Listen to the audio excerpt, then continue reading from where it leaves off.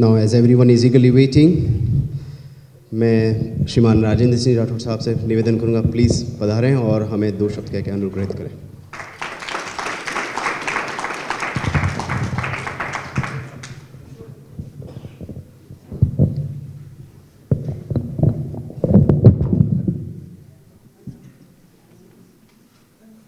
आज के इस खूबसूरत मौके पर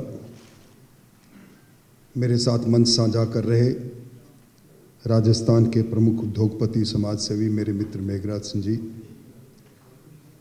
इस पूरे कार्यक्रम में आयोजक संयोजक जिनका स्नेह भरा निमंत्रण जब राजस्थान से हम अपनी यात्रा प्रारंभ कर रहे थे तब मिला, आदरणीय हरेंद्र सिंह जी, इस महानगर के अंदर इस पाश्चात्य संस्कृति में हमारी पहचान बने, हमारा मान और सम्मान बने, आदरणीय कुलदीप सिंह जी, आदरणीय रविंदर जी, अश्विनी जी, मनोज जी, विक्रम जी, दिलीप जी, अनुभव जी, सुरेंद्र जी और मेरे सामने विराजे इस उस देश के अंदर जिस देश ने कई वर्षों तक हमारे देश पर शासन किया, अपने उस देश में अपनी पुरुषार्थ से अपनी पहचान बनाने वाले राजस्थान के मेरे भाइयों और मित्रों, पधारो ने हमारा देश। मैं उसी देश से आया हूं जिसको पूरा देश राणा की शक्ति के रूप में जानता है, मीरा की भक्ति के रूप में जानता है, पन्ना धाय के बलिदान के रूप में जानता है।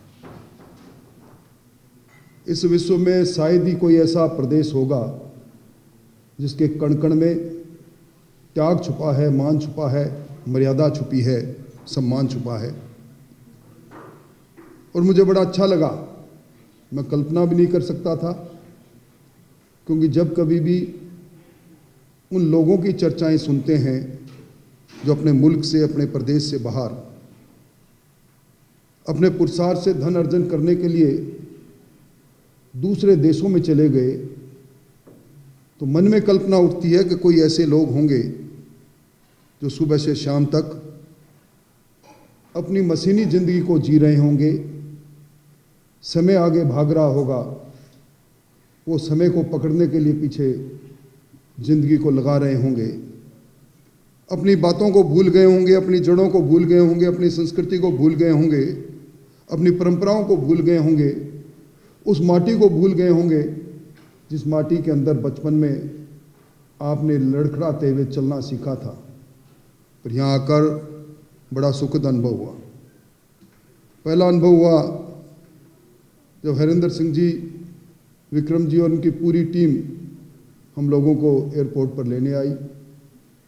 और दूसरा अनुभव हुआ जब आज मन की बात के 100वें एपिसोड के अंदर जब विश्व के सबसे लोकप्रिय नेता नरेंद्र मोदी जी के मन की बात हम सुनने जा रहे थे, कुलदीप सिंह जी की उपस्थिति उस हाई कमीशन में और उसके बाद वहाँ मिलने वाले लोगों की उपस्थिति, यूँ लग रहा था कि आज ये मन की बात राजस्थान में मैं मेरे गांव में सुन रहा हूँ। और उस समय और भी अच्छा लगा जब गणगौर के उस पौर के साथ हमारे महिला शक्ति को जुड़ा हुआ देखा और जीवन की उस परंपरा को जिसको हम भूल रहे हैं, उस परंपरा को जिंदा रखते हुए मैंने यहाँ देखा।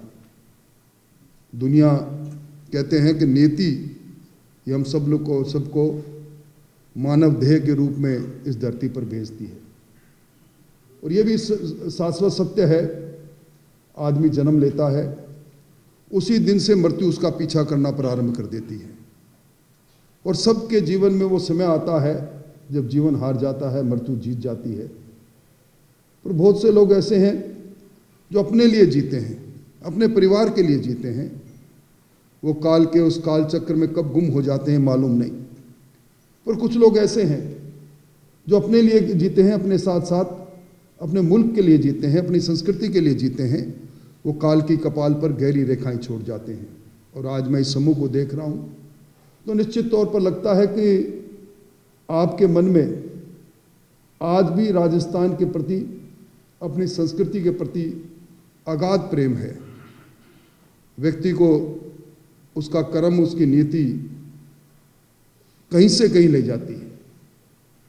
हमारे सोच बदल सकते हैं, हमारा पहनावा बदल सकता है, हमारी संपदा के साथ साथ हम धनपति हो सकते हैं, हम शिक्षाविद हो सकते हैं, पर इन सब के साथ एक चीज नहीं बदल सकती, वो है हमारी पहचान। और हमारी पहचान की जब बात आती है तब आता है कि मैं किस गांव में, किस प्रदेश में, किस कुल में पैदा हुआ। आज भी जब हमारे जीवन वर्त को कोई पढ़ता है तो मेरे उस छोटे से गांव को, जिसको 150 घरों का गांव है, हरपाल सर, उसकी बात लिखी आती है। और मैं समझता हूं कि अब तो दुनिया बहुत छोटी हो गई। पहले शेखावाटी से दूसरी जगह से लोग निकलते थे, धोती लेके, लोटा लेके निकलते थे, रंगून तक चले जाते थे, कहाँ के कहाँ चले जाते थे, और जिस जगह जाते थे अपने पुरुषार्थ से, अपनी ईमानदारी से, अपनी कर्मठता से उस व्यापार में अपना आधिपत्य जमा लेते थे। क्योंकि लोग कहते हैं, हम राजस्थान के लोग 100 हाथ गहरा पानी पीते हैं। हम जो काम करते हैं वो गहराइयों से करते हैं, मन से करते हैं, आत्मा से करते हैं। और आज अभी मैं पिछले दिनों एक शहीद की मूर्ति के अनावरण में गया। जब शहादत देने की बात आती है तो राजस्थान के लोग अपने मुल्क के लिए शहादत देने से पीछे नहीं हटते। इसीलिए लोग कहते हैं राजस्थान में बच्चा पैदा होता है, जिगर में बारूद लेकर पैदा होता है। वतन परस्ती, वतन पर मर मिटना, अपनी संस्कृति को जिंदा रखना, ये हमारी खूबियां रही, हमारे खून में रही। और इसलिए आज यहाँ सब चीज़ों को देखकर, और मैं समझता हूँ कि हमने दुनिया को बदलते देखा है। मैं राजस्थान का 8.5 वर्ष तक स्वास्थ्य मंत्री रह चुका हूँ। जब कोरोना आया तो मैंने भाई को भाई के पास से जाते हुए संकोच करते देखा, और मैंने उस कोरोना के अंदर उन लोगों को भी देखा जो लोग कहते थे कि अभी तो सेवा का मौका मिला है।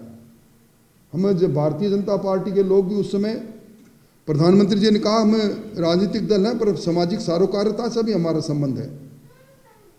उस समय अभी मुझे बताया गया कि कोरोना के समय में चारों ओर सुनसान, कोई किसी के पास जा नहीं पा रहा था। उस समय मैंने देखा बड़े बड़े धनपतियों को ऑक्सीजन के लिए जीवन से संघर्ष करते देखा। मैंने उस वैक्सीनेशन के लिए, उस इंजेक्शन के लिए बड़े बड़े लोगों को भीख मांगते देखा। और उस समय, ऐसे समय के अंदर सबसे बड़ा संबल रहता है आपस का प्यार, आपस का सेतु की तरह जोड़े हुए रहना। आज आप एक हो, अनेकों में एक हो, और इसीलिए कहा संघे शक्ति कलयुगे।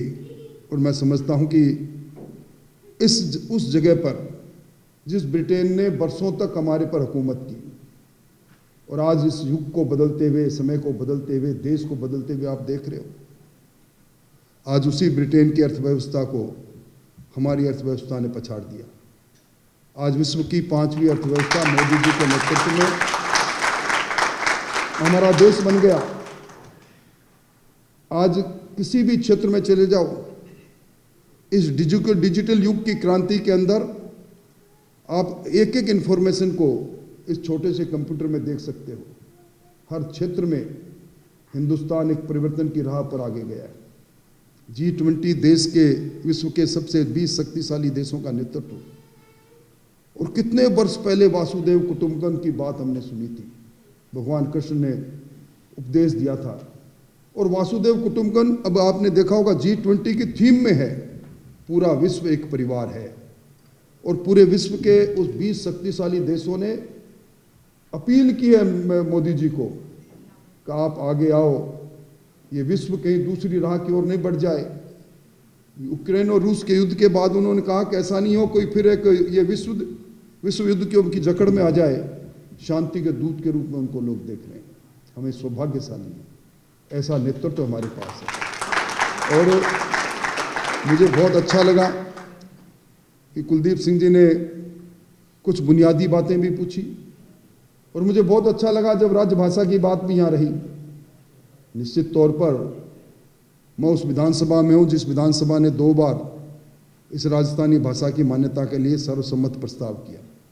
और इस बार आप YouTube पर देखना, मैंने राजस्थान की भाषा को राजभाषा बनाने के लिए विधानसभा में मामला उठाया था। और मैं समझता हूं कि समय के गर्भ को किसी ने देखा नहीं। राजनीति संभावनाओं का खेल है। राजनीति के अंदर कोई दृष्टा ये नहीं कह सकता कल क्या होगा, पर समय के चक्र को बदलते हुए मैं देख रहा हूं। दीवार पर लिखी हुई कुछ इबारत पढ़ने पर आती है तो निश्चित तौर पर आपने जो बातें यहाँ कही, निश्चित तौर पर जब समय आएगा, और चूंकि वो समय चला गया जब राजा रानी के पेट से पैदा होता था, तो मत की पेटी से पैदा होता है, हर 5 साल में पैदा होता है, और 5 साल के लिए वो रणभेरी बच चुकी है। समय आएगा तब वापस कभी इसी तरह की मजलिस जमेगी, इसी तरह आप हमें बुलाएंगे, इसी तरह प्यार बांटेंगे, मोहब्बतें बांटेंगे, अपनापन बांटेंगे। उस समय आपके इस बुनियादी सवाल का जवाब देने की सक्षमता के साथ अपने उन साथियों के साथ जो इस राजस्थान की अगुवाई करेंगे, निश्चित तौर पर आऊँगा तो अच्छा लगेगा। और कुलदीप सिंह जी, आपने राजस्थान में देखा, राजस्थान भी बदल रहा है। राजस्थान में अपार संभावनाएं हैं। राजस्थान के अंदर सोलर एनर्जी के अंदर एक बहुत बड़ा परिवर्तन और क्रांति आई हुई है। राजस्थान का औद्योगिक निवेश आगे बढ़ता जा रहा है। राजस्थान के अंदर बस एक बात पर ठहराव सा महसूस होता है, जिसको हम ये मंच भी वो नहीं, पर राजस्थान के अंदर थोड़ा सा अपराध और अपराधी, इनको ये बेकाबू है, ये समय पर काबू होंगे। मैं इस जगह पर आके कोई आलोचना नहीं करना चाहता, क्योंकि यहाँ मैं प्रतिनिधित्व अगर करता हूँ तो राजस्थान का करता हूँ, पर मैं ये कह सकता हूँ कि राजस्थान के अंदर चाहे किसी की भी सरकार रही, राजस्थान निरंतर प्रगति के उस पथ को पकड़ चुका है। हमारे माथे पर जो पिछड़ापन का कलंक था वो हट चुका है। हम विकसित राज्यों की श्रेणी में आकर खड़े हो गए हैं। हमारी GDP 11% की दर से आगे बढ़ रही है, और मैं समझता हूँ वो परिवर्तन आप सबके साथ है। और अंत में मैं यही कहूँगा कि जड़ों को मत भूलो। मैं एक ही जगह से 7वीं बार चुना गया, तो जब चुना जाता हूँ तो हर दीपावली और होली पर परंपरा बन गई, खूब होली खेलते भी हैं, फिर रामा श्यामा के लिए निकलते हैं। तो रामा श्यामा के लिए जब निकलते हैं तो कई बार साथ में चलते हुए पूछते हैं, भाई साहब आ हिल्ली देखो कि आ टांटिया की हिल्ली ही, टांटिया सेठ बड़ा सेठ था, पर अब बैठे कम्प्लेक्स बने को बेच दी। तो धीरे धीरे ये मैं देख रहा हूँ, आप अपनी पैतृक उस धरा के साथ, उस मकान के साथ, अरे आप यहाँ हो तो आप समझते हो कि सब कुछ आपके कारण हो। उस धरती का आशीर्वाद लेकर आए हो आप, उस माँ के आंचल का आशीर्वाद लेकर आए हो आप, उस घर में जहाँ किलकारी के रूप में आपने जन्म लिया था, उस घर की उन आबो हवाओं का आशीर्वाद लेकर आए हो। इसलिए उस जड़ों को मत भूलो। कुछ नहीं, अपने आप सब कुछ लोग करते हैं, बस एक पहचान की आवश्यकता है। गांव का आदमी खड़ा होकर कह दे कि मेरे गांव का फलां व्यक्ति आज लंदन के अंदर है, उस व्यापार में है, देखो गांव के कितने ध्यान रखता है, वो आए हुए हैं, चलो मिलने आते हैं।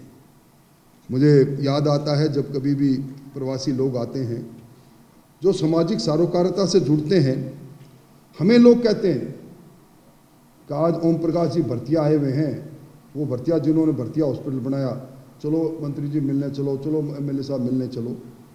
तो ये आप, मैं ये नहीं कहता कि आप बहुत बड़ी चैरिटी करो, पर एक भावनात्मक लगाव आपका है।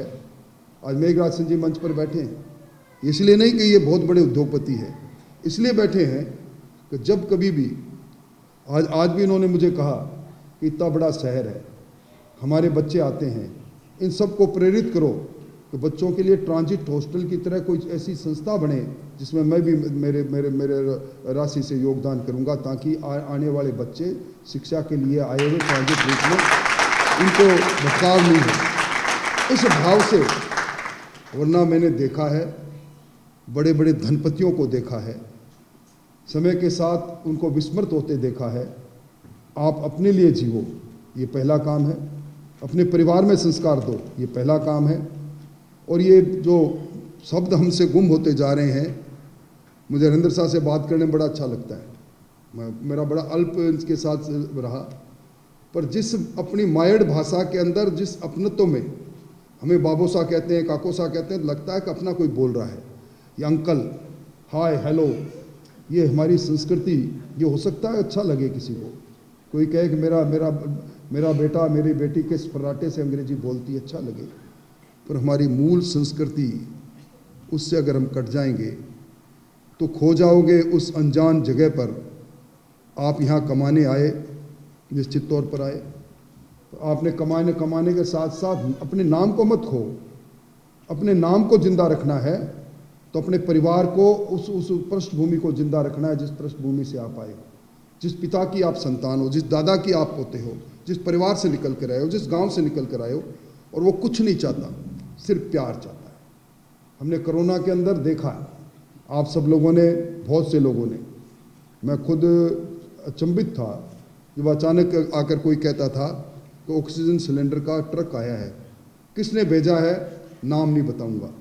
हम परमार्थ करने की बात कर रहे हैं। और आपकी इस एसोसिएशन ने जो काम किया है, कुलदीप साहब मैं सलूट करता हूँ, मुझे बड़ा अच्छा लगा। आपने संस्कृति को जिंदा रखा है, आपने परमार्थ का काम किया है, आपने कोरोना जैसी वैश्विक महामारी से लड़ने के लिए अपने लोगों को प्रेरित किया है। आदमी समय के साथ साथ, हम उस लहर में हैं जो लहर एक दिन किनारे पर ले जाएगी, पर जिस दिन किनारे पर हम पहुँचे उस दिन एक पहचान के साथ पहुँचे। अपने गांव, अपने परिवार, उसके साथ जुड़े रहें। इस डिजिटल युग के अंदर सिर्फ इसी बात से खुश नहीं हो जाओ कि आज मैंने वीडियो ऑडियो कॉन्फ्रेंस से बात कर ली, अपने किसी दोस्त से बात कर ली, नहीं, वो धरती भी आपसे बात करती है। कभी महसूस करना, उस गली में जाकर महसूस करना। इस बार गांव जाओ तो उस गली में ज़रूर जाना, उस स्कूल में ज़रूर जाना और उसके पास जाके गहरी गहरी सांस लेना। आपको एक अपनत्व का बहुत अपने आप हो जाएगा। मैं ज़्यादा कुछ इसलिए नहीं कहूँगा कि बहुत प्रेम मिला है और पहली बार इस जगह पर आया और इस प्रकार की गैदरिंग देखकर मैं अभिभूत हूँ। आपका ये प्यार बना रहे, आपका स्नेह बना रहे। आप सबका बहुत बहुत आभार, मेरे मित्रों की तरफ से आभार, जिन सबका आपने स्वागत सत्कार किया। आए थे यहाँ देखने के लिए कुछ, पर यहाँ देखी है हमारी जिंदा होती संस्कृति को, हमारे जो गिरते हुए मूल्य हैं उनको बचते हुए देखा है। हम अपनी धरती से जुड़े हुए लोगों से मिलकर बहुत प्रसन्नता हुई। बहुत बहुत धन्यवाद।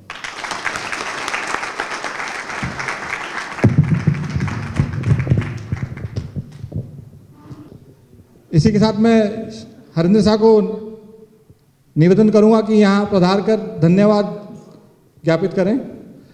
राम राम आप सभी को।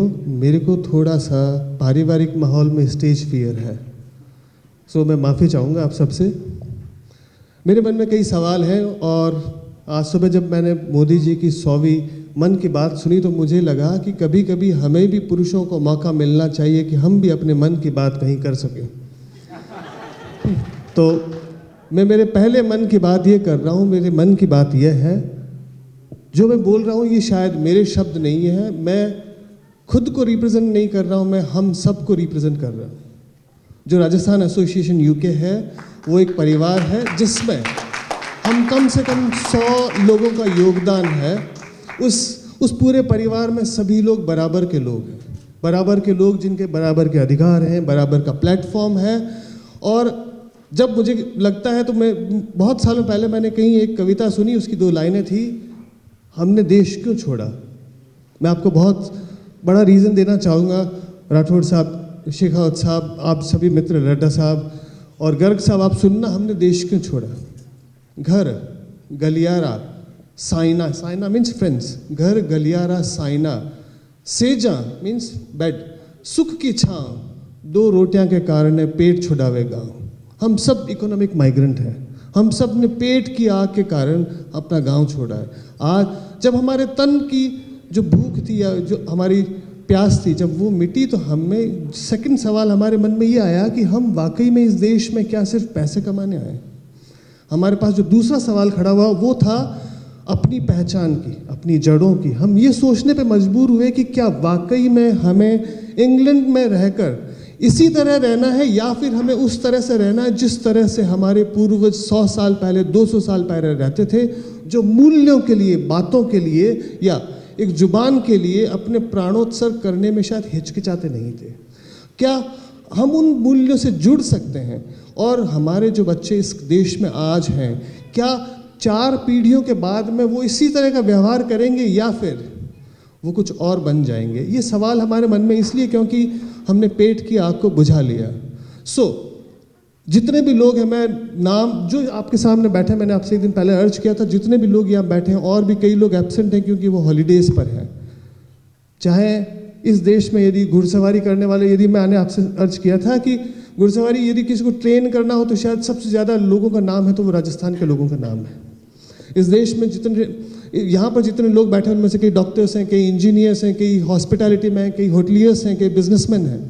पर मैं जो महसूस करता हूँ वो मैं ये महसूस करता हूँ इन सब की संगत में कि मैं पानी की एक बूंद हूँ। जब इस सागर में गिरती हूँ तो मुझे ऐसा नहीं लगता कि मेरा खुद का अस्तित्व खत्म हो गया। मुझे ऐसा महसूस होता है कि मैं इस विशाल सागर का पार्ट हो गया। मुझे उस बृहत्तम का एहसास होता है जो बहुत कम लोगों के जीवन में महसूस होता है। मैं जब बोल रहा हूँ तो मेरे रोम रोम खड़े हैं। उसका कारण ये है क्योंकि जो मैं कह रहा हूँ उन चीज़ों को महसूस कर पा रहा हूँ। और महसूस इसलिए कर पा रहा हूँ, मैं जब मम्मी पापा से कभी फ़ोन पे बात करता हूँ या मैं जब उनसे 6 महीने में मिलता हूँ तो मुझे ऐसा लगता है कि उनकी उम्र समय से ज़्यादा बढ़ गई है। और मुझे कभी कभी ऐसा महसूस होता है, लेकिन मुझे उनकी या आसपास के गांव की उस माहौल की कमी इसलिए नहीं खलती क्योंकि इन सब भाई लोगों ने वो एटमॉस्फेयर इस देश में मुझे दिया जो शायद आज के ज़माने में भारत में, गाँवों में, लोगों में खत्म सा हो गया। एक दूसरे के साथ मन की बात शेयर करना गाँवों में या शहरों में आजकल मुश्किल हो गया, पर यहाँ इस तरह के मुझे हज़ारों लोग मिले। जो ये कार्यक्रम रखा है इसलिए नहीं रखा कि इस कार्यक्रम से हमें कुछ हासिल होगा। आप सब लोग जो पधारे हैं, गुप्ता जी, विनीत जी, गर्ग साहब, लड्डा साहब, जोगिंदर जी, मुझे ऐसा लगता है कि हमारे पूर्व जन्म के कोई संस्कार थे जिसके कारण हमें ऐसा मौका मिला कि हम आपसे मिल पाए। मैं बहुत वाजिब तरीके से कहना चाहता हूँ कि हम में और आप में शायद एक बहुत बड़ा अंतर है, लेकिन मैं इतना मानता हूँ कि आप हमें रिप्रेजेंट करते हैं। आप उस पिनेकल को रिप्रेजेंट करते हैं जिसमें हम और हमारी आने वाली पीढ़ियाँ जिसे अचीव करने की कोशिश करेगी। मेरी आपसे इतनी प्रार्थना है कि इस पिनेकल को बनाए रखें, आगे आप रहें। नींव के पत्थर हम बनने को तैयार हैं। आप आगे बढ़ेंगे तो आपके जो अचीवमेंट्स हैं वो हमारे अचीवमेंट्स हैं, मेरा ऐसा मानना है। आपकी जो सफलता है वो हमारी सफलता है, और आपने जीवन में जो कुछ अर्जित किया वो हमने अर्जित किया, ऐसा मेरा भाव है। मैं नहीं तो मेरा भाई सही, मेरा भाई नहीं तो मेरा काका सही, मेरा काका नहीं तो मेरा ताऊ सही, पर कम से कम हम में से कोई ऐसा अचीव करे।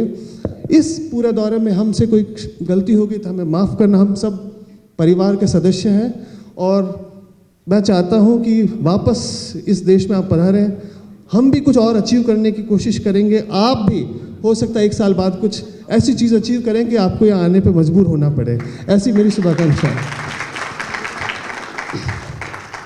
मेघराज सिंह जी बहुत कम बोलते हैं।